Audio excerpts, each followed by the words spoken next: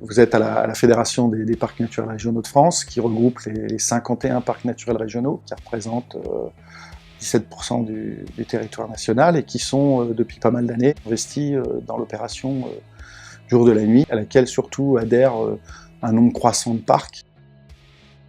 Ce sujet est rapidement arrivé dans les thèmes qu'on traitait. Alors c'est la dimension multithématique entre astronomie, culture, biodiversité et énergie qui nous a séduites puisqu'elle renvoyait assez fortement au travail d'un parc naturel régional. Un des axes d'entrée qui a été le premier, c'est la maîtrise de l'énergie puisque les parcs s'est engagé dès 2000 dans des réflexions et dans l'intégration de la question énergétique qui à l'époque n'était pas encore climatique. Dans un parc qui a été pionnier en la matière, qui était le parc du Luberon, on a fait un séminaire énergie autour de l'éclairage public sur ce parc il y a 5-6 ans. Justement, l'idée était de travailler non pas uniquement sur on passe à des LED dans l'éclairage public, je baisse ma consommation, j'économise de l'argent, mais de dire comment j'éclaire intelligemment.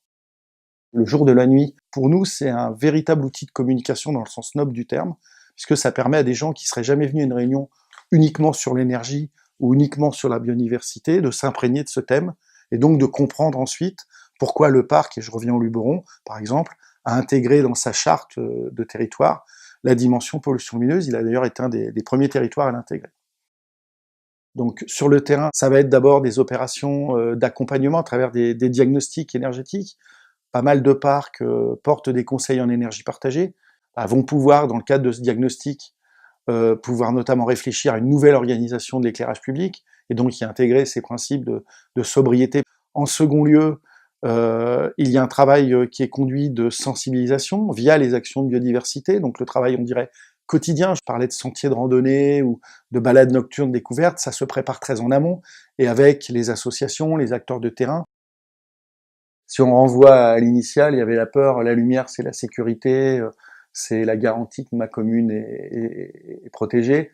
Et restait le frein réglementaire, qui est est-ce que j'ai le droit, comment je vais faire. Un autre frein qui pourrait exister, ça serait l'investissement requis par des communes qui réorganisent leur éclairage. C'est notamment pour ça que pas mal de parcs engagés dans l'appel à projet territoire énergie positive pour la croissance verte, il y a un soutien direct via ce projet aux collectivités qui investissent dans l'éclairage public. Éteindre n'est plus perçu comme une dérogation et une prise de risque. Et du coup, aujourd'hui, on a dans des parcs de plus en plus de communes qui éteignent ou qui participent. Je prendrai l'exemple de Narbonnaise en Méditerranée, où sur les 21 communes du parc, 16 participent au jour de la nuit.